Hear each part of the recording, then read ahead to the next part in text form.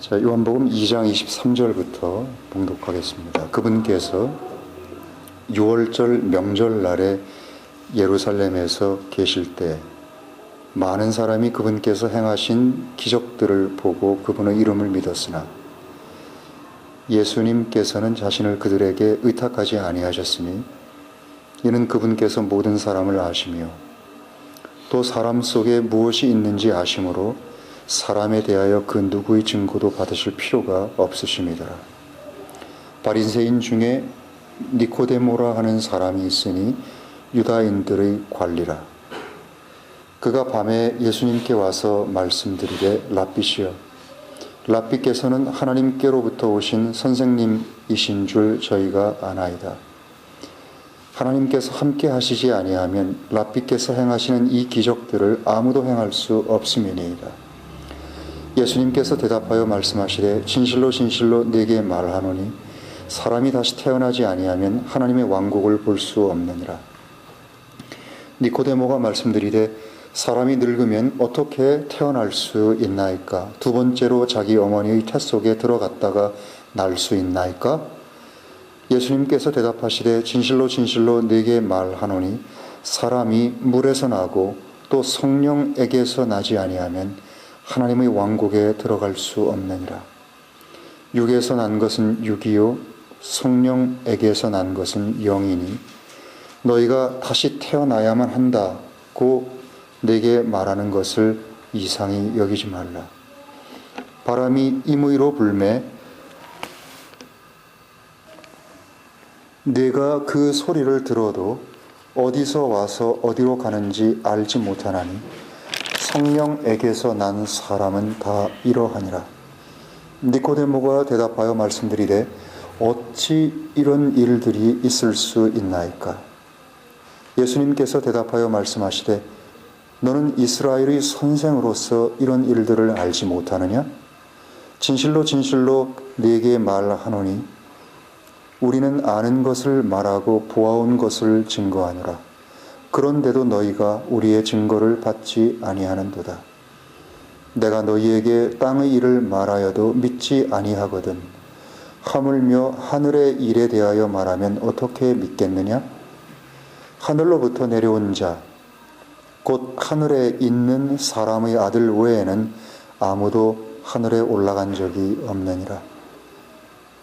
모세가 광야에서 뱀을 든 것 같이 사람의 아들도 들려야만 하리니 이는 그를 믿는 자는 누구든지 멸망치 않고 영원한 생명을 얻게 하려 하심이니라. 하나님께서 세상을 이처럼 사랑하사 자신의 유일하게 난 아들을 주셨으니 이는 누구든지 그를 믿는 자는 멸망치 않고 영존하는 생명을 얻게 하려 하심이니라. 하나님께서 자신의 아들을 세상에 보내신 것은 세상을 정죄하려 하심이 아니요 그를 통해 세상을 구원하려 하심이라.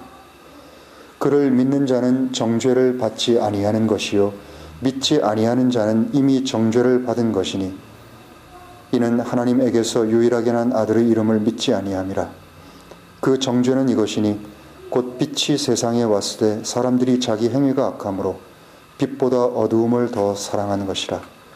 악을 행하는 자마다 빛을 미워하고 또 빛으로 오지 아니함은 자기 행위가 책망받을까 하며 진리를 행하는 자는 빛으로 오나니 이는 자기 행위가 하나님 안에서 이루어진 것임을 나타내려 함이라 하시니라. 그리고 31절부터 보겠습니다. 위로부터 오시는 이는 모든 것 위에 계시고 땅에서 난 자는 땅에 속하여 땅에 속한 것을 말하느니라. 하늘로부터 오시는 이는 모든 것 위에 계시나니 그분께서 보고 들으신 그것을 증거하시되 그분의 증거를 받는 사람이 없도다. 그분의 증거를 받는 자는 자기 도장에 하나님은 진실하시다고 새겼느니라. 하나님께서 보내신 이는 하나님의 말씀을 말하나니 이는 하나님께서 그에게 성령을 한량없이 주심이라. 아버지께서 아들을 사랑하사 모든 것을 그의 손에 맡기셨으니 아들을 믿는 자는 영존하는 생명을 가지고 있고 아들을 믿지 아니하는 자는 생명을 보지 못하고 오히려 하나님의 진노가 그 위에 머물러 있느니라.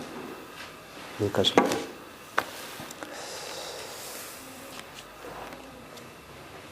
지금 제가 이제 그 봉독해 읽은 말씀은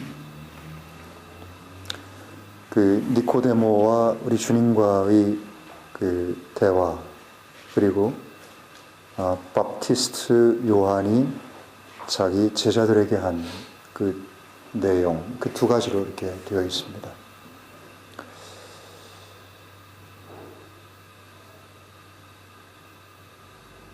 성경을 읽다 보면 참 이상스러운 것 중에 한 가지가 뒷부분부터 먼저 간략하게 하죠. 참 이상한 게 예수님이 공생애를 이 세상에 자신이 누구인지를 증거받으면서 그 사역을 시작하시기 전 6개월, 그리고 그의 출생의 그 신비가 밝히 그 알려진 때로부터 30년. 이 밥티스트 요한에 대해서 하나님을 두려워하고 또 하나님을 경외하며 그분의 왕국을 사모하는 사람들은 이 한 사람 밥티스트 요한에 대해서 굉장히 큰 관심을 가지고 있었던 게 사실입니다. 그리고 그가 주님의 길을 예비하라고 광야에서 외치는 자로서 이사야의 그 대언과 똑같은 그 대언의 성취를 시작한 날로부터 시작해서 6개월 동안 그는 광야에서 외쳤고, 그리고 많은 사람들이 그에게 몰려들기 시작했습니다. 하나 둘씩 몰려들기 시작한 게 아니라 구름같이 많은 사람들이 몰려들었고, 그리고 뜻밖의 그의 회개의 외침에 대해서 반응하는 사람들이 굉장히 많았습니다.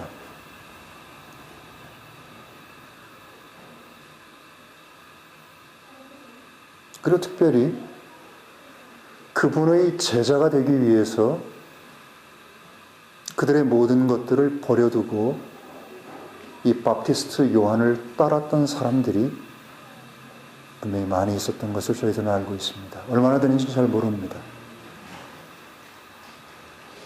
그런데 특이한 것은 이미 요한복음 1장에서 우리가 읽었던 것처럼 이 밥티스트 요한은 자신에 대해서 분명하게 증거를 했습니다. 그는 숨기지 아니하고 자기 자신이 메시아도 아니고 그 그리스도도 아니고 그 대언자도 아니고 엘리야도 아니고 자기는 다만 광야에서 외치는 자의 소리라고 그는 모든 사람이 듣는 데서 그는 자기에 대해서 증거했고, 그리고 예수께서 자기에게 밥티즘을 받으시기 위해 나올 때 2번씩이나, 2번이라는 것은 상당한 의미가 있습니다. 그것은 반복해서 했다는 것은 확실한 증거를 의미하기 때문입니다. 2번이나 보라, 세상의 죄를 제거하시는 하나님의 어린 양이다라고 그는 사람들 앞에서 그분을 증거했습니다.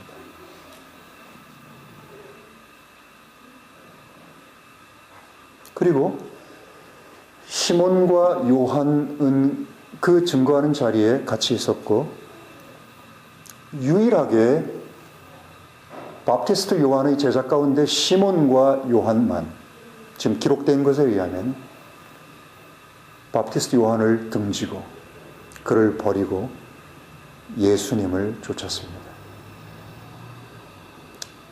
참 이상하죠? 6개월 전에 그 신비한 출생의 소식과 함께 태어났던 아주 기이하면서 그리고 회개를 외쳤던 이 밥티스트 요한을 따랐던 사람 가운데 오직 2명만, 이 요한이 자기 자신이 메시아가 아니고 자기 자신이 그리스도도 아니고 엘리야도 아니고 그 대언자도 아닌 그 사실을 스스로 증거하고 그분을 가리켜 저분이 바로 세상의 죄를 제거하시는 하나님의 어린 양이라고 증거했을 때 오직 2명만 그를 버리고 등지고 떠났다는 사실입니다. 오늘 아침에 이 말씀을 다시 묵상하면서 왜 2명이었을까?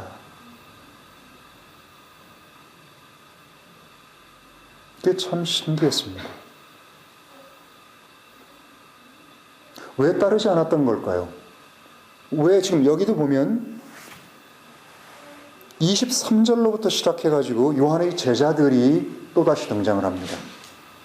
그리고 요한이 목배임을 받았을 때 요한의 제자들이 찾아와서 장사를 지냈고, 요한이 아직 옥에 있을 때 제자들을 시켜서 예수님께 당신이 정말 우리가 기다리는 바로 그분입니까? 라고 묻도록 심부름을 시키기도 했습니다. 그 얘기는 계속해서 요한의 제자들이 여전히 활동하고 있었고 요한을 따르고 있었다는 증거입니다. 왜 그랬을까요? 왜 그들은 요한이 나는 그가 아니다라고 하고 그는 바로 저분이다라고 했는데도 불구하고 저분을 따라가지 않고 여전히 요한을 따르고 있었을까요? 왜 2명을 빼놓고는 요한 곁에 계속 머물러 있었을까요? 그를 등지는 것이 선생에 대한 배신 행위라고 여겼기 때문일까요?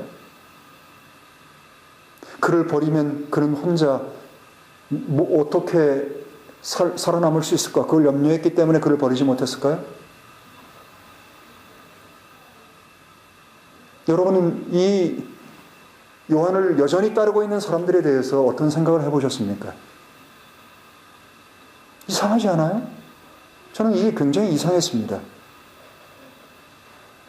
요한의 제자들은 결국 예수의 제자들과 섞일 수 없는 사람들이었습니다. 그들과 충돌을 일으킵니다. 여기도 보면 그들은 시기하고 있습니다. 질투하고 있고 일종의 디비전입니다. 왜요? 사람들이 자기의 선생을 버리고 그에게 가고 있기 때문입니다. 이제 자기가 따르던 자기가 모셨던 선생인 이 대언자라고 철저하게 믿고 있었던, 물론 맞습니다. 그 대언자는 인기가 사라져버렸습니다. 별로 오지도 않습니다. 이제 6개월 후에 나타난 그 예수를 중심으로 해서 사람들이 모여들기 시작하는 겁니다.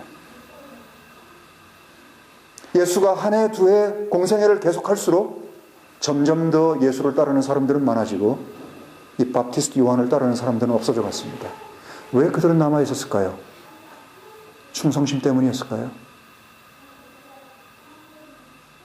저는 이 바프티스트 요한을 따르는 사람들이 오늘날 여전히 존재한다고 믿습니다.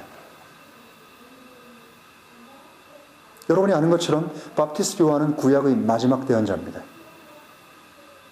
이 구약의 마지막 대언자를 쫓았던 사람들, 끝내 예수를 따르기를 거절하고 부인하고 따르기를 원치 않으면서 바프티스트 요한의 진영 안에 머물렀던 사람이 그 당시에 있었듯이 오늘날도 이 사람과 일맥상통하게 바프티스트를 따르고 있는 사람들이 오늘날 기독교 안에도 여전히 존재한다는 사실입니다.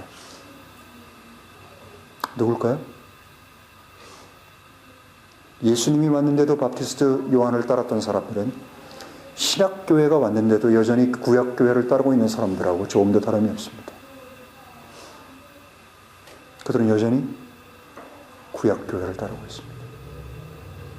신약교회가 왔는데 모형이요 그림자였던 모든 것들이 이미 지나간 실체가 왔는데도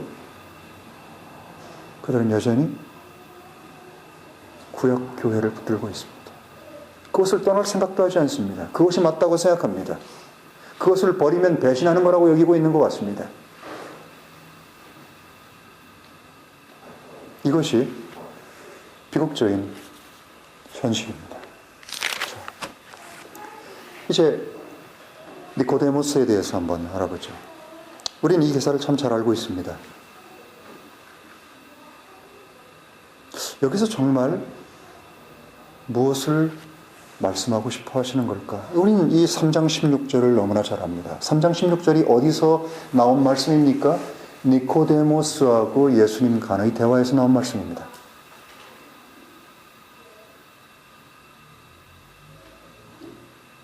그런데 제가 왜 2장 23절부터 이 말씀을 읽기를 원했을까요?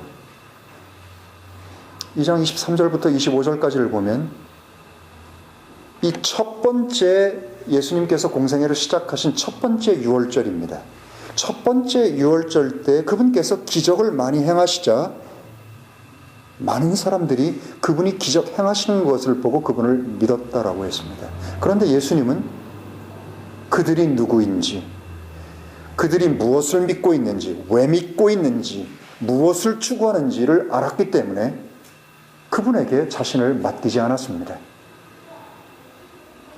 그리고 그들이 나는 당신을 믿습니다. 당신은 주요, 구주요, 다윗의 아들이요, 다윗의 왕이요. 아무리 그렇게 예수님 본인에 대해서 증거한다 할지라도 그들 입에서 나오는 증거를 전혀 그분은 믿지 않았다고 말씀하셨습니다. 왜요? 사람이 누구인지를 알고 사람 속에 무엇이 들어있는지를 그분이 잘 아셨기 때문입니다. 언제든지 그것들은 그 말의 고백 자체가 의미 없는 고백일 수도 있고 단순히 그냥 입에서 나오는 말일 수도 있고 또 시간이 지나고 자기가 뜻하고 자기가 바라는 그 메시아가 아니라는 사실을 어느 순간 그들이 발견하게 되면 그들은 헌신짝처럼 자기를 버리고 배신할 것을 알고 계셨기 때문일 것입니다.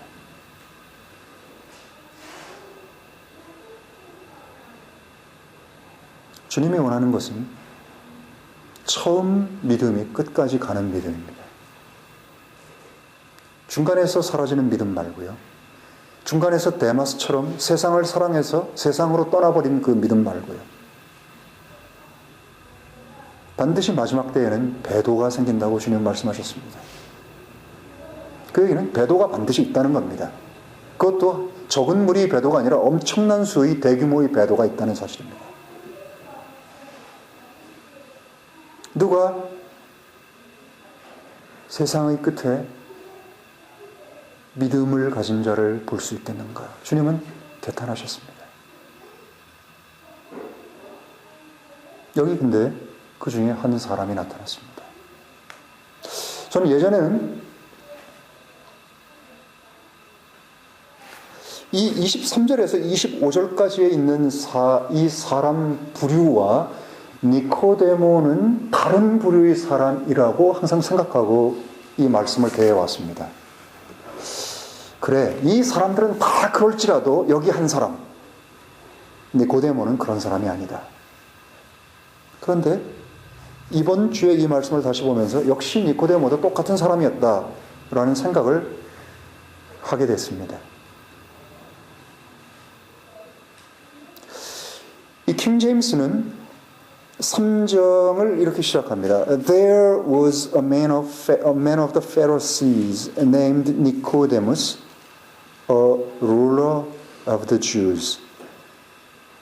그런데 이 킹 제임스가 아닌 나머지 성경들, 곧 알렉산드리아 계열의 이 사본은 now가 들어갑니다. Now there was a man, 이렇게 시작합니다.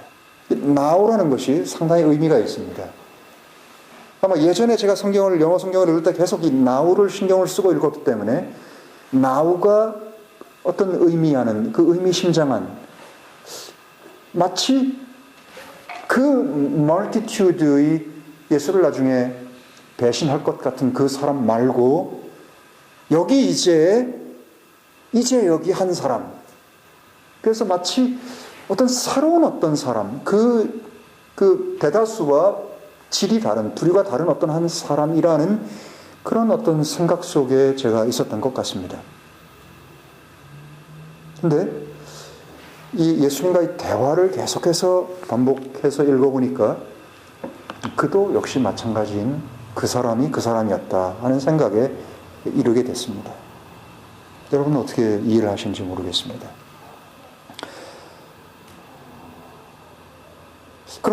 그러나 이 니코데모를 통해서 한 가지 우리가 받는 교훈은 어떤 건가 하면, 다른 사람들은 예수를 보고 믿었다라고 했지만 그들은 이내 다 자기 집으로 돌아가 버렸습니다.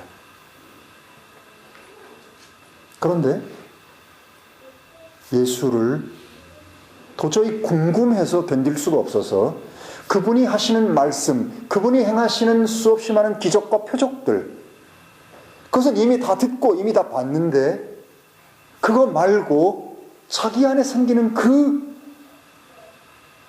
궁금함, 그 꼭 알고 싶었던, 자신이 그렇게 기다려왔고 그렇게 오매불망 사모해왔던 그것에 대해서 도저히 궁금증이 풀리지 않아서 이 니고데모는 그날 밤에 찾아왔다는 사실입니다. 예수를 독대하기 위해서 찾아온 사람이 있었다는 겁니다. 그리고 그 사람이 기록이 되어 있습니다. 성경에는 예수님께서 찾아간 인물들이 있고 예수님께 찾아온 인물들이 있습니다. 그렇게 구성되어 있습니다. 복음서들은 니고데모와 같이 예수님을 찾아온 경우, 그 다음에 수카의 여인처럼 예수님께서 찾아간 경우, 5장에 보면 38년 동안 실로암의 그 회당에서 버려진 채 있었던 한 병자를 예수님께서 찾아간 경우, 이렇게 찾아오고 찾아가고 하는 그런 사람들로 이루어져 있습니다.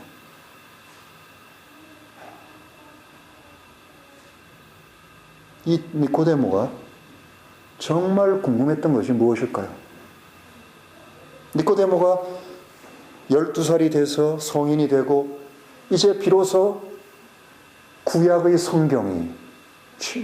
성경이라 하면 지금 모세오경을 얘기합니다.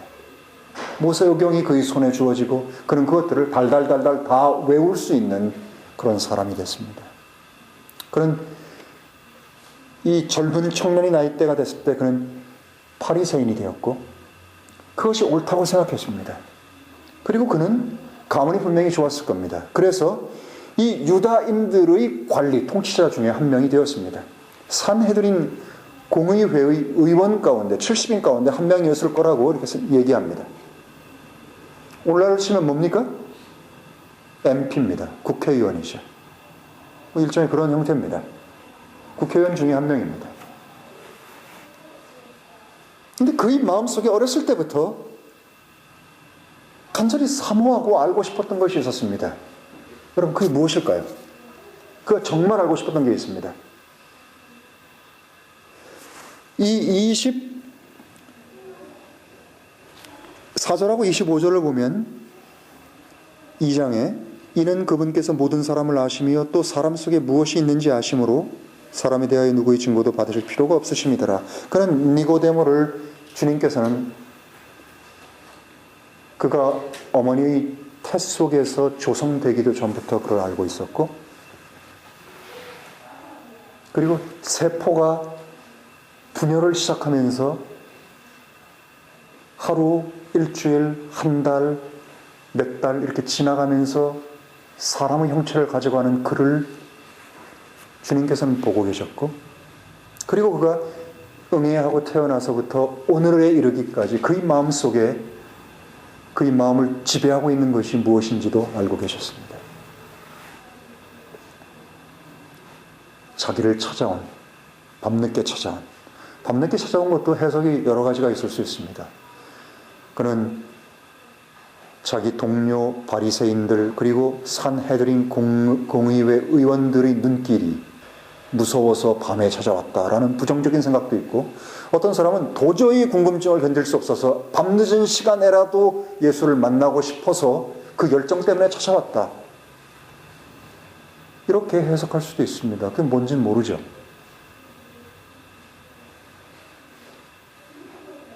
근데 그가 예수님께 찾아와서 예수님이 하나님이 보내신 바로 하나님의 선생님이다라고 말했을 때 예수님께서는 즉시적으로 그의 마음속에 들어있는 것이 무엇인지를 너무나 잘 아셨기 때문에 그가 자기에 대해서稱颂하는 말과 아무 상관없이 한마디로 그의 마음속에 들어있는 것을 찌르시면서, 그것도 정복을 찌르지 않으시고 비껴 찌르시면서 그가 정말 알고 싶었던 것이 무엇인지를 알고 계심을 그에게 말씀하셨습니다.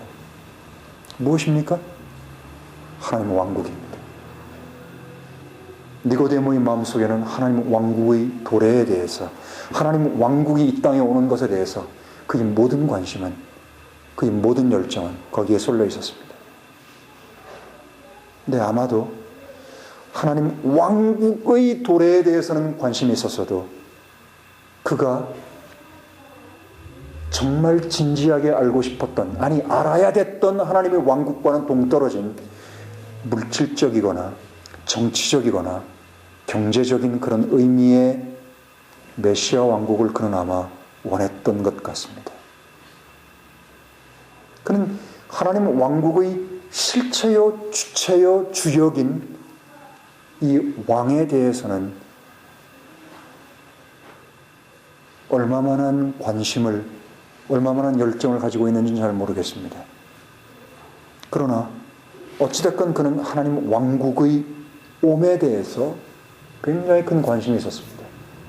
하나님 왕국을 어떻게 내가 볼 수 있을까? 내가 죽기 전에 그분의 왕국을 볼 수 있을까? 내가 그 왕국에 들어갈 수 있을까? 그 두 가지 질문이 그의 마음속에 항상 가득했습니다. 그렇기 때문에 주님께서 3장 5절에 진실로 진실로 두 번씩이나, 예수님께서는 진실로 내게 이르노니 라고 말씀하신 경우도 있었고, 진실로 진실로 두 번 진실로를 반복하시면서 말씀하신 경우도 있었습니다. 그만큼 더욱더 중요하다는 거겠죠. 진실로 진실로 내게 말하노니, 네가 다시 태어나지 아니함이라고 주님 말씀하지 않으셨습니다. 사람이 막연하게 그냥 일반적인 사람을 가르치면서 사람이 다시 태어나지 아니하면 하나님 왕국을 볼 수 없다는 말씀으로 그분이 말씀을 시작하셨습니다. 니고데모, 나는 네가 다시 태어나지 못한 육에 속한 사람이라는 것을 너무나 잘 알고 있지만, 육에 속한 사람은 결코 하나님의 왕국을 볼 수 없느니라. 하나님의 왕국을 보려면 전제적인 조건이 있는데 그것은 다시 태어나지 않으면 안 됩니다. 그리고 5절에서 니고데모가 그것을 알아듣지 못하자 다시 반복해서 또 한 번 그것들을 거듭해서 말씀하십니다. 뭐라고요? 이번에는 다시 태어남이 무엇인지를 설명을 하십니다. 사람이 물에서 나고 또 성령에게서 나지 아니하면, 그리고 이번에는 하나님 왕국을 볼 수 없는 것이 아니라 하나님 왕국을 들어갈 수 없다고 말씀하십니다. 보는 것보다 더 중요한 것은 들어가는 것이죠. 물에서 나고 하나님 왕국에서 난다. 아니, 성령에서 난다. 무엇이 물에서 나고 무엇이 성령에서 나는 걸까요? 물에서 나는 것은 첫 번째 출생을 의미합니다. 사람은 다 물에서 태어납니다. 모든 이 땅은 물에서 나왔습니다. 하나님이 천지를 창조하시고 우주를 창조하시고 지구를 창조하시고 이 땅을 지으실 때 땅은 원래 물 속에 들어있었던 겁니다. 이 물 속에 들어있던 땅이 물 바깥으로 나오기 시작했고, 물 바깥으로 나온 것이 묻이 됐고 땅이 됐습니다. 그리고 이 땅으로부터 시작해서 인류의 모든 문명은 시작됩니다. 인류의 생활의 모든 근거와 그 기반이 바로 땅입니다. 그리고 땅을 취해서 사람을 지으시고, 그리고 사람이 취해진 땅으로 다시 되돌아갈 것을 주님 하나님 말씀하셨습니다. 물에서 나고 또 성령에서 나지 아니하면, 다시 태어나는 것을 주님은 이렇게 친절하게 두 번에 걸쳐 설명을 하십니다. 물에서 탄다. 첫 창조가 물에서 시작됐듯이 첫사람 역시, 우리의 첫사람, 첫 번째 출생 역시 어머니의 양수로부터 시작됩니다.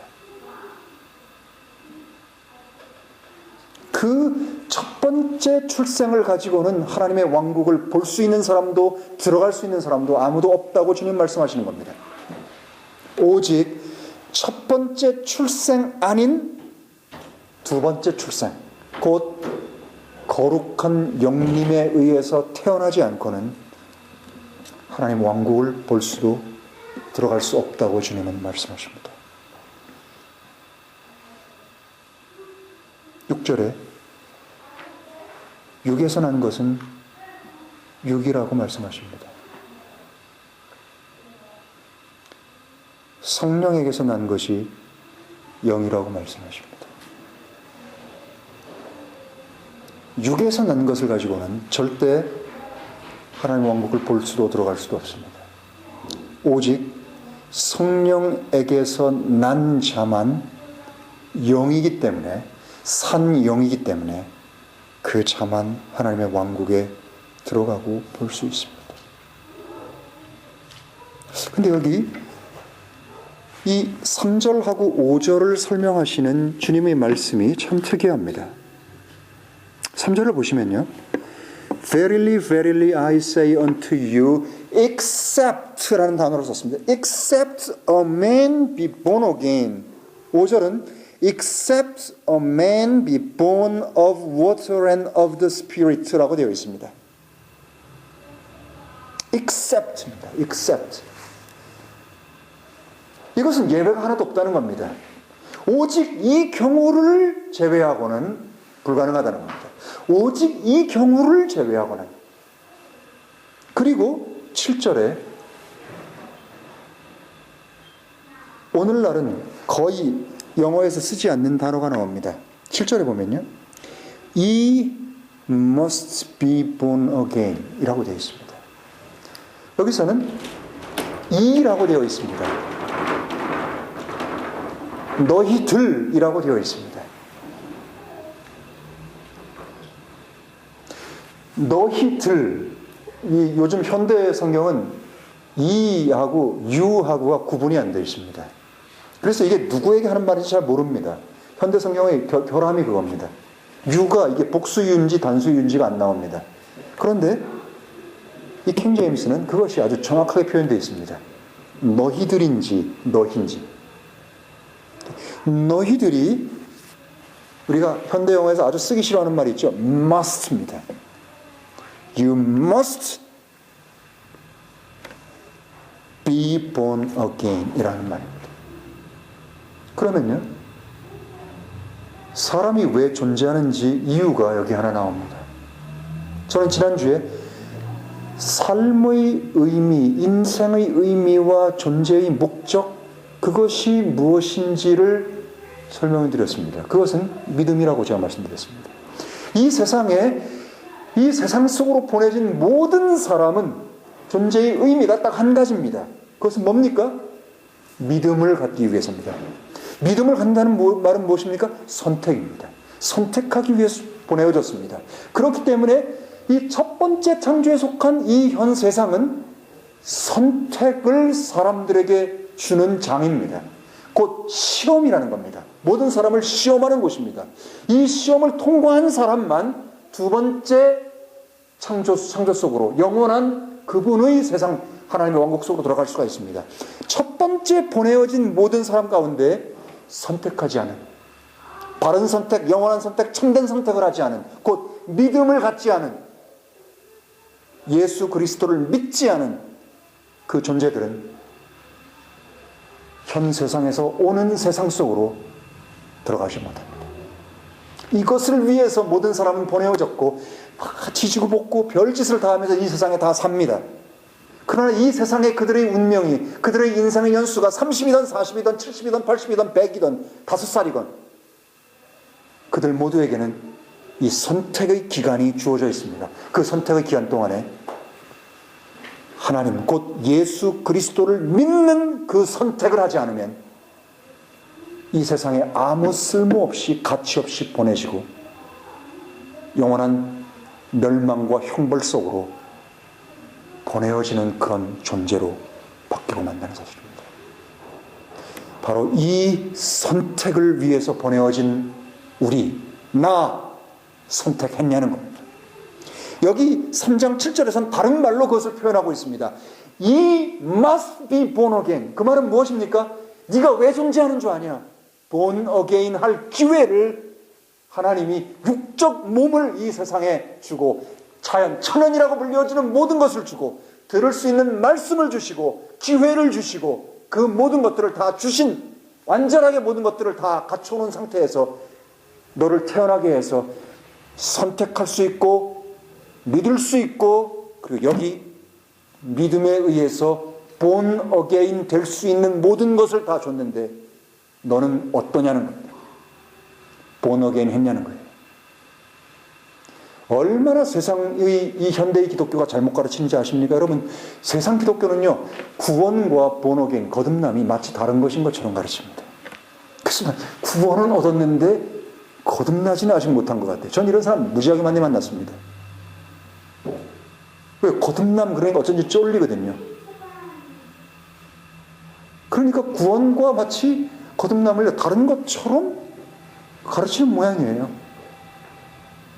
영생을 얻은 것과 하나님의 생명을 얻은 것과 하나님의 영을 받았대요, 자기가. 거룩한 성령이 자기 안에 거한대요. 그럼 당신이 하나님의 생명을 가지고 있냐 그러면 하나님의 생명을 아직 안 가지고 있대요. 여러분, 이런 모순이 구원은 받았는데 아직 거듭나지 못했다는 얘기하고 똑같은 말입니다. 자기 안에 성령이 있답니다. 그런데 하나님의 생명을 안 가지고 있대요. 이런 어처구니없는 일이 왜요? 가르치질 않기 때문에 그렇습니다. 오해 가운데 그냥 궁금해도 말도 못합니다. 그냥 사람들이 다 그렇게 사니까 그냥 이렇게 살면 나도 되나 보다. 그러다가 전부 다 멸망의 큰 길 속으로 멸망으로 가는 겁니다. 그게. 여러분, 사람은요, 거듭나기 위해서 이 세상에 보내오신 존재들입니다. 그럼 거듭나지 않았으면요, 존재의 가치가 성취되지 않은 그런 존재들입니다. 다른 건 다 못해도요, 공부는 못하고 집도 없어도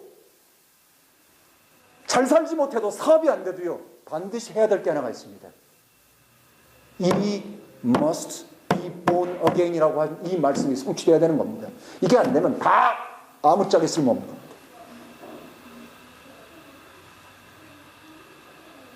사람은 왜 삽니까? 사람은 왜 존재합니까?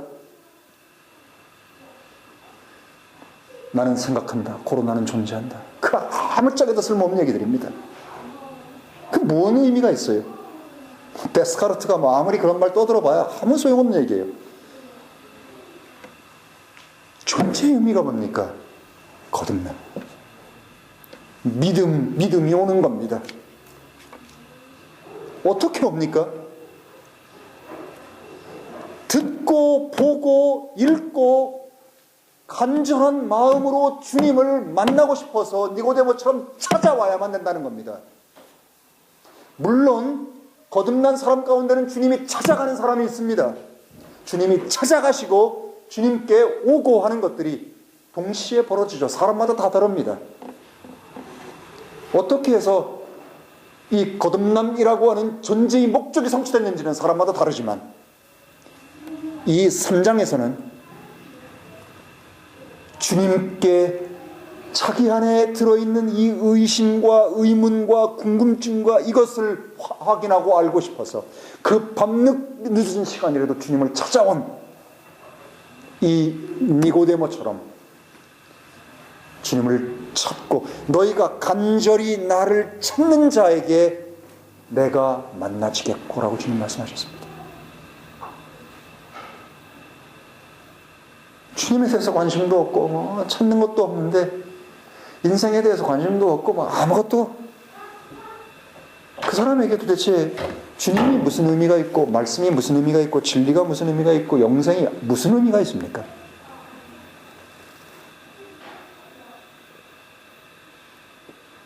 그리고 나서 너희가 다시 태어나야만 한다. 여전히 못 알아듣습니다. 지금 선문답을 하고 있습니다. 여러분, 이게 무슨 주님이 우리 고승이어가지고 무슨 선문답하는 그런 게 아닙니다. 지금 주님께서는 그러십니다. 하나님이 보내서 이 땅에 온 사람의 아들 곧 하나님, 하늘에 있는, 여기 보면요 13절에 놀라운 말이 있습니다. And no man hath ascended up to heaven, but he that came down from heaven, even the Son of Man which is in heaven. 여러분, 이 말이 심상하게 여러분 이걸 볼 수 있습니까? 한국말로 된 거 한번 볼까요? 하늘로부터 내려온 자. 그렇죠? 하늘로부터, from heaven이에요. He that came down from heaven. 하늘로부터 내려온 자. even 곧 the Son of Man, 사람의 아들, which is in heaven. 여기 지금 동사를 뭐라고 썼습니까? came down은 과거형을 썼는데 그 다음에 동사는 뭐라고 썼어요? is를 썼습니다. is. which is in heaven이에요. 그분이 지금 하늘에 계시다 이렇게 얘기합니다. 그러니까 뭐라고 여기 번역을 했습니까? 곧 하늘에 있는, 하늘에 계신, 어디에요? 지금요. 현재 말씀하고 있는 이 순간에, 니고데모스하고 얘기하고 있는 이 순간에 하늘에 계신, 그러나 하늘로부터 이 땅으로 내려온, 그래서 자기 스스로 뭐라고 부릅니까? The Son of Man, 사람의 아들이라고 자기가 부르는 이분이 하늘에 계셨기 때문에, 아버지와 함께 계셨기 때문에 하늘에 속한 일들을 다 아세요. 그래서 하늘에 속한 일을 사람에게 얘기하는 겁니다. 근데 사람이 알아듣지 못하는 겁니다. 누가요? 니코데모스가. 니코데모스가 누굽니까? 니코데모스란 뜻이 뭐예요? The excellence예요. 탁월하다는 뜻이에요. 탁월한 자. 그는 여로모에서 아마 이름 그대로 탁월했을 겁니다. 우리말로 치면 김월등입니다. 천월등. 월등하다는 거예요. 탁월. 근데 그가 다른 건 다 이름값을 했습니다. 그래가지고 국회의원도 되고 또 바리새인도 되고 아주 이스라엘의 유능한 그 선상입니다. 여기 킹 제임스는 A teacher of 뭐라고 되어 있죠? 예, 10절에 보면 Art thou a master of Israel? 이스라엘의 마스터, 선생. 네 선생이 아니냐? 근데 어찌 이 일들을 모르느냐? 그러니까 그는요, 그 탁월하고 지적인 면에서나 연구나 이 구약을 탐독하고 막 외우고 막 설명하고 가르치고 막 모든 걸 다 아는, 아무도 그 앞에선 명함을 내밀지 못하는 그런 자인데도 하늘에 속한 일을 설명하면, 간단한 일을 설명해도 전혀 알아듣지 못하는 겁니다. 다시 태어나야 되겠다, 뭔 말인지 모릅니다. 어떻게 해요? 엄마 뱃속에 이 늙은 노인이 다시 들어갑니까? 그는 이해를 못하는 거예요 지금요. 그 말이 뭔 말인지요. 왜요? 그것은 하늘에 속한 일이거든요.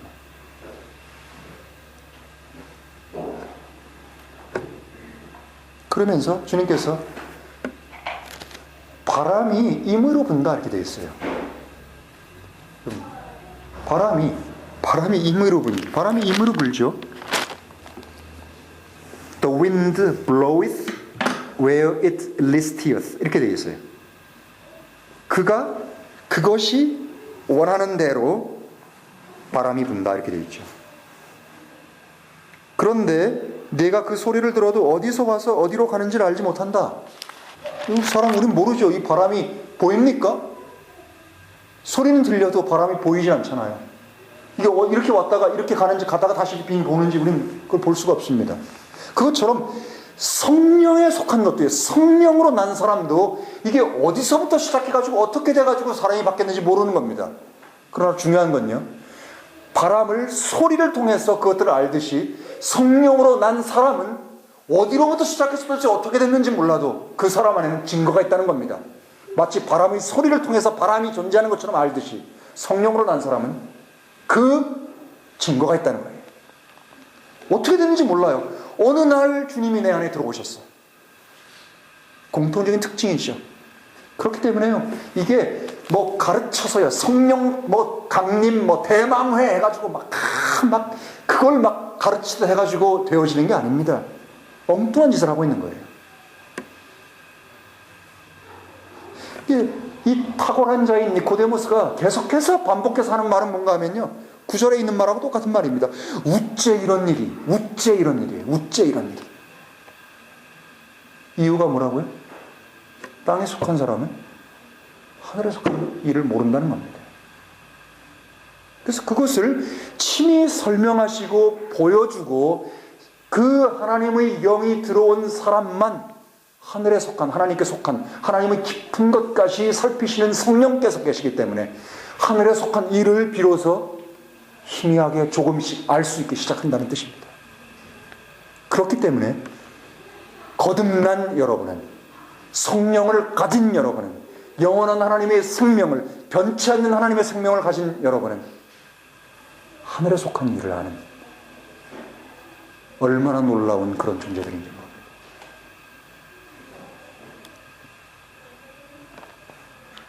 (11절에) 진실로 진실로 내게 말하노니 우리는 아는 것을 말하고 보아온 것을 증거하노라.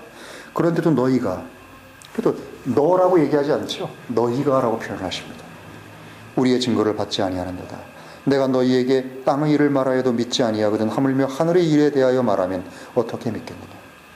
하늘로부터 내려온 자 곧 하늘에 있는 사람의 아들 외에는. 이게 자신을 가리켜서 지금 하나님이라고 표현하는 겁니다. 왜요? Omnipresent, Omniscient, Omnipotent, Omnipresent. Omnipresent예요. 지금 예수님이 Omnipresent입니다. 하늘에도 계시고 지금 이미 땅에 내려왔고, 그리고 너하고 지금 얘기하고 있는 겁니다. 하늘에 속한 일을 지금 말하고 있는 겁니다. 하늘에서 벌어지고 있는 거죠. 그리고 나서 어떻게 거듭나는 일을 설명하고 있습니다. 여러분 이 관계를 잘 보십시오. 니고데모가 찾아왔을 때 그의 진짜 주관심사와 열망이 무엇인지를 아셨고 그것을 해결해 주셨습니다. 바로. 근데 그는 거듭나지 않았거든요. 그러니까 이 must be born again 라고 이라는 단어를 쓰면서 이건 니고데모의 문제가 아니구나, 이건 모든 사람의 문제구나, 그걸 알게 해주시고, 그리고 나서 어떻게 그럼 거듭나야 되는지, 하늘에 속한 일이 뭔지, 성령께서 하시는 일이 뭔지 그걸 설명하면서 지금 결정적으로 어떻게 방법에 대해서 설명하고 있습니다. 그것이 바로 14절에 있는 말씀입니다. 14절 보십시오. 모세스가 광야에서 뱀을 든 것 같이 사람의 아들도 들려야만 한다라고 여기도 다시 뭐라고 표현합니까? must라는 단어를 씁니다. 이것이 없으면 안 되는 겁니다. 거듭남에 있어서 이것이 없으면 아무것도 안 되는 겁니다. 사람의 아들이 들려야만 한다는 거예요. 들려야만 한다는 뜻이 무엇입니까? 죽어야 한다는 뜻입니다. 사람의 아들이 들려야 된다니까 뭐 이렇게 버쩍 들어갖고 이렇게 들리면 되나 보다. 그럼 바보죠. 니고데모는 정확하게 뭔지를 이해하고 있었습니다. 나무에 저주를 받은 상태로 나무에 매달려야 된다는 뜻인 줄 알고 있었습니다. 죽어야 된다는 걸요. 내가 죽음을 겪지 않고는 될 수 없다는 겁니다. 그런데 그걸 설명하시면서 민수기 21장에 나오는 광야에서 불뱀에 의해서 죽어가고 있던 이스라엘 백성들을 향한 하나님의 구원의 길이 여기 계시가 되어 있습니다. 그것을 정확하게 끄집어내서 그림자요 모형으로서 민수기에 주어졌던, 구약의 이스라엘 백성에게 주어졌던 것을 지금 자신이 어떻게 성취하시는지를 설명하고 계십니다. 민수기 21장에 나오는 이 내용을 여러분 한번 생각해 보십시오. 그 길이 너무나 험하고 이미 만나도 매일매일 수십 년을 먹었습니다. 근데 처음에 그 달고 맛있고 그 기이했던 그 만나가 그들의 눈에는 이제는 아주 박하고, 이 박하다라는 표현이 light입니다. light. 가볍다는 뜻이에요. 이 볼품 먹고 이제는 그냥 합의하지 않다는 거예요. 가벼운 이거 이제 더 이상 꼴도 보기 싫다는 거예요. 그리고 하나님과 모세를 향해서 막 대항했습니다. 네가 괜히 쓸데없이 우리를 구원해갖고 여기 데리고 와서 광야에서 우리를 죽인다고요. 그러자 하나님께서 불뱀들, 광야에 사는 이 불뱀이란 뜻은요, 그 뱀이 막 불에 타는 뱀이란 뜻이 아닙니다. Fiery serpent. 이 불뱀이 무슨 뜻입니까? 그 독이 얼마나 맹독인지 그가 물면 불이 나는 것처럼 사람이 몸이 막 뜨거워져서 불타서 독 때문에요. 그리고 얼마 안 있어서 죽는 그런 맹독을 가진 뱀입니다. 모르죠. 또 그 생긴 모양 자체가 불처럼 붉은 색깔이었을 수도 있습니다. 이 파충류가 지금 존재하는지 안 존재하는지 모릅니다. 지금부터 뭐 4,000년 전에 살았던 그게 뭐 죽었을 수도 있겠죠, 다. 그런데 그런 불평을 하는 이스라엘 백성들을 물기 시작하자 죽기 시작했습니다. 남녀를 불문하고 죽기 시작했습니다. 얼마나 많이 죽었는지 모르지만 상당히 많이 죽었습니다.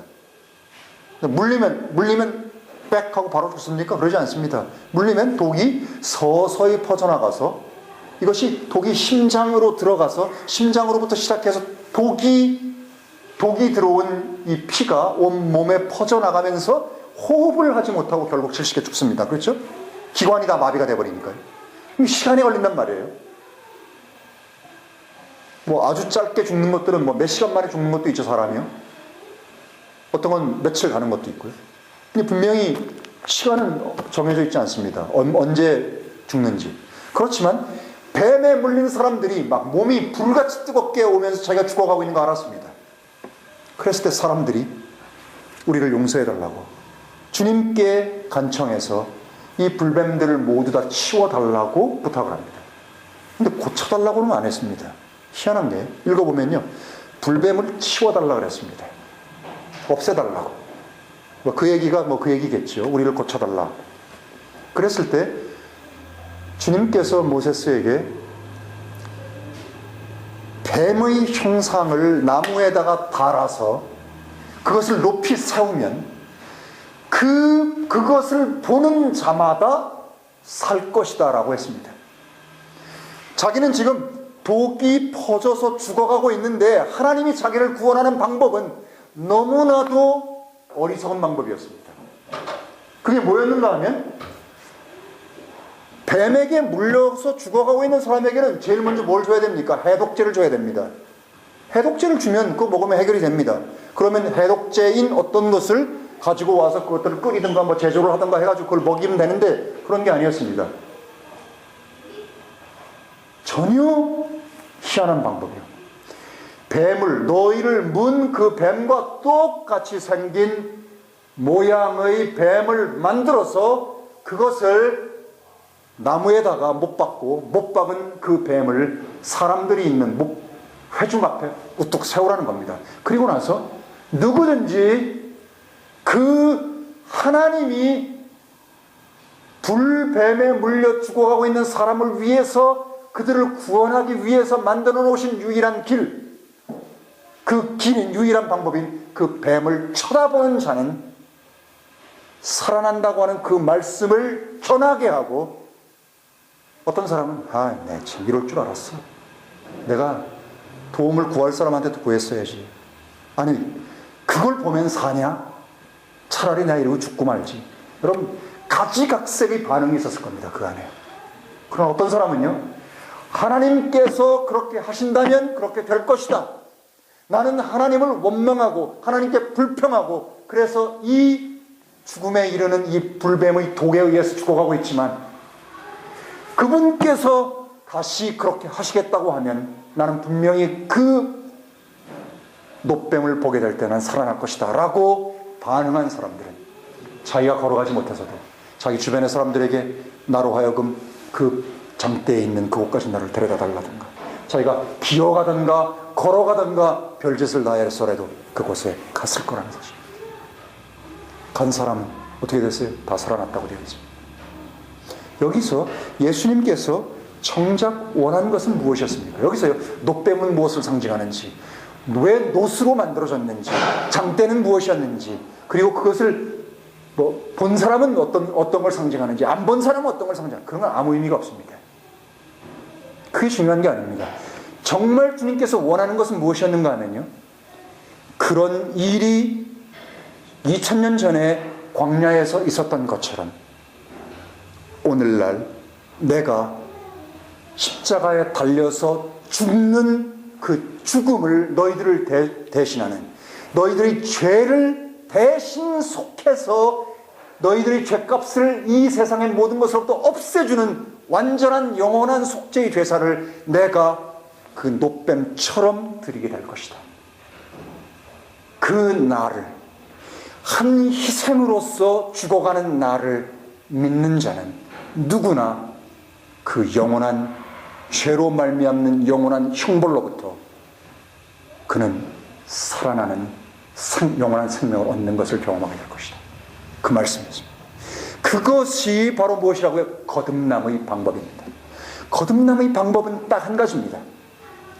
예수 그리스도께서 나를 대신해 나를 위해 나로서 십자가에서 내가 죽어야 되는 그 존재가 예수님에 의해서 대신 나 대신 죽으셨음을 성령님께서 바로 이 사건을 나로 하여금 생생하게 믿을 수 있게 그분께서 역사하실 때 중요한 게 그겁니다.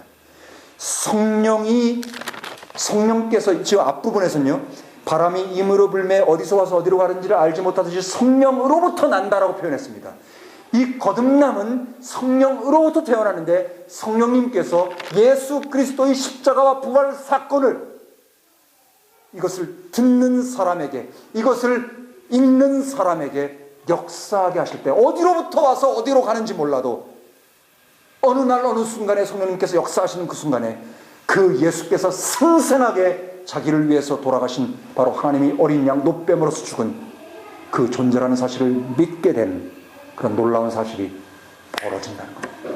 이것이 벌어지면 그는 거듭나는 것입니다. 누구의 일이라고요? 성령의 일입니다. 하나님의 영께서 하시는 일입니다. 이것은 악을 쓴다고 되는 것도 아니고 운다고 되는 것도 아니고 교회에 수없이 많은 봉사와 모든 종교적인 활동을 열심히 한다고 되는 것도 아닙니다. 진지하고 갈망하는 마음 가운데 예수를 찾아와서 예수여, 도대체 어떻게 하는 것이 거듭나는 것입니까? 그분께 이 성경을 통해서 말씀해 달라고 그분께 아뢰을 때 하나님의 영께서는 아낌없이 그 사람의 마음속에 찾아오셔서 1분 전에는, 1초 전에는 믿어지지 않았던 것이 믿어지게 된다는 사실. 그게 제 인생 가운데 왔습니다. 제 아내의 인생 가운데도 왔고요. 여기 있는 거듭난 성도들 가운데 찾아왔습니다. 어느 날이요. 1분 전에는 믿어지지 않았어요. 1분 전에는 여전히 의심 가운데 있었어요. 1분 전에는 여전히 이게 맑지 않았습니다. 무엇이 잘 몰랐어요. 그런데 어느 날 어느 한순간 이후, 그 정점 이후에요, 영원히 부인할 수 없는 한 가지 놀라운 변화가 생겼다는 겁니다. 그것이 믿어지고 알게 되어지고 납득이 되어지고 고개가 끄덕여집니다. 그리고 나서 하나님이 그 일을 하셨구나, 하나님이 나를 대신해서 나를 위해서 그 일을 하셨구나, 그것이 믿어진다는 사실이에요. 이것이 바로 성령께서 하시는 일입니다. 이것이 초자연적인 일입니다. 이것이 바로 기적 중의 기적이고 표적 중의 표적인 것입니다. 사람은 이 세상에 왜 태어난 줄 아십니까? 거듭나기 위해서 태어났습니다. 믿음을 선물로 받기 위해서 태어났습니다. 그것을 위해서. 여기요, 18절, 그런 이유 때문에 16절에 하나님께서 세상을 이처럼 사랑하사 자신의 유일하게 난 아들을 주셨으니 이는 누구든지 그를 믿는 자는 멸망치 않고 영존하는 생명을 얻게 만들도록 하기 위해서라는 이 유명한 말씀이 나오는 겁니다. 그리고 나서 하나님께서 자신의 아들을 세상에 보내신 것은 세상을 정죄하려 하심이 아니요, 어떻게 하려고요? 구원하려고요. 온 세상을, 그를 통해 세상을 구원하기 위해서라고 말씀하고 있는 겁니다. 왜요? 그래, 그 선택하는, 바른 선택을 할 수 있는 그 선택을 할 수 있도록 만들어 주기 위해서 오셨다는 겁니다. 그 다음에 18절에 왜 그렇지 못하는지 설명합니다. 그를 믿는 자는 정죄를 받지 아니하는 것이요 믿지 아니하는 자는 이미 정죄를 받은 것이니 이는 하나님에게서 유일하게 난 아들의 이름을 믿지 아니함이라. 그 정죄는 이것이니, 잘 들어보세요. 빛이 세상에 왔을 때 사람들이 자기 행위가 악함으로 빛보다 어두움을 더 사랑한 것이라. 악을 행하는 자마다 빛을 미워하고 또 빛으로 오지 아니함은 자기 행위가 책망받을까 하며, 진리를 행하는 자는 빛으로 오나니 이는 자기 행위가 하나님 안에서 이루어진 것임을 알게 나타내게 하려 함이라. 이렇게 되어 있습니다. 근데 문제가 뭐냐 하면요, 안 온다는 거예요. 왜요? 자신이 악하고 자신이 어둠 가운데 있기 때문에 자신의 모든 행위가 어둠으로 드러나서 책망받는 것이 두렵기 때문에 자기의 양심을 속이고 안 간다는 거예요. 그냥 하나님 앞에 그냥 난 이런 존재입니다, 난 이거밖에 안 되는 존재입니다 라고 나아가면 빛 안으로 들어올 텐데 그것을 안 한다는 거예요. 그럼 거꾸로 뒤집어 얘기해서 제일 큰 게 어떤 겁니까?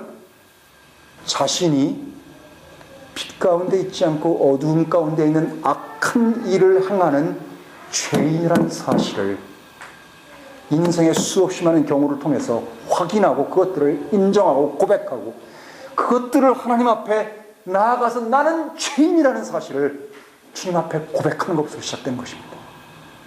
나는 죄인입니다. 나는 악독한 죄인입니다. 나는 너무너무 사악합니다. 나는 정말 이 세상의 모든 나는 정죄를 마땅히 받아야 될 존재입니다. 그렇게 나아가는 것으로부터 시작된다는 겁니다. 그럼 여기서는요, 거꾸로 시작해가지고 어떻게 역으로 거듭남에 이를 수 있는지, 그래서 영전하는 생명에 이를 수 있는지까지가 너무나 자세하게 다 나와 있습니다. 사람의 지성으로 할 수 있는 것도 아니고 사람의 지식으로 할 수 있는 것도 아닙니다. 오직 거룩한 하나님의 진리의 영님께서 사람 속에 들어오셔야만 할 수 있는 것입니다. 아무리 진리의 성령님 오소서 오소서 오소서라고 아무리 외친다고 그분이 오시는 분이 아닙니다. 그분은요, 사람 마음속을 너무나 잘 압니다. 사람 마음속에 기회주의적인 것을 너무나 잘 압니다. 그저 기회주의적이어서요, 그냥 자기가 힘들고 자기가 어려우면 그렇게 찾고 좀 괜찮아지면 나 내팽개치고, 하나님은요 그럴 사람을 이미 다 아십니다. 자기가 힘들고 자기가 너무너무 어렵고 막 이럴 땐요, 주님 내가 죄인이고 막 달려와서 별짓을 다 하는데, 그 사람이 나중에 좀 그 문제가 해결되고 그게 없어지고 뭐 문제가 좀 해결될 것 같으면요, 언제 주님을 다시 봤냐는 식으로 주님 뒷전으로 돌려놓고 지할 짓 다 하고 여전히 이기적이고 탐욕적이고 세상적이고 세속적이고 정욕적으로 다 합니다. 그렇기 때문에 나중에 개망신 당할 걸 주님이 아시는데 뭐 하려고 갑니까? 그래서 막 오소소라고 막 눈물을 흘리면서 별짓을 다 하고 막 개구리 우는 소리 같은 별짓을 다 하면서 해도요, 오지 않고 누가 와요? 세상령이 오는 겁니다. 세상령. 하나님의 영은요, 사람 가운데 진실의 중심의 진실함을 추구하시는 분이기 때문에요, 그 진실의 중심에 진실함이 있는 사람에게 하나님 찾아오십니다. 그것들은 제일 중요한 건요, 진실입니다. 진실되게 하나님 앞에 서는 것입니다. 진실되게 자신의 모습을 보는 것입니다. 진실되게 요 문제를 해결하기 위해서 나오는 그런 기회주의적인 그것을 버리는 것입니다. 그저 어떻게든지 간에 잘 살고 잘 먹고 그냥 뚱뚱거리고 막 그냥 이것에 마음을 두는 그 가벼운 인간이요, 그것을 버려야만 비로소 가장 무거운 가장 값진 그 진주를 얻을 수 있는 기회가 사람들에게 오는 것입니다. 여러분 가운데 이미 그것들을 이룬 분이 있습니다. 그리고 여러분 가운데서는 이루지 못한 분도 있습니다. 여러분, 이 세상에 무엇보다도 소중한 것은요, 내가 이 세상에 왜 왔는지 그 존재의 목적과 이유를 정확하게 아는 것입니다. 그럴 때 우리를 둘러싸고 있는 삶의 모든 모순으로부터 우리를 자유로워질 수 있습니다.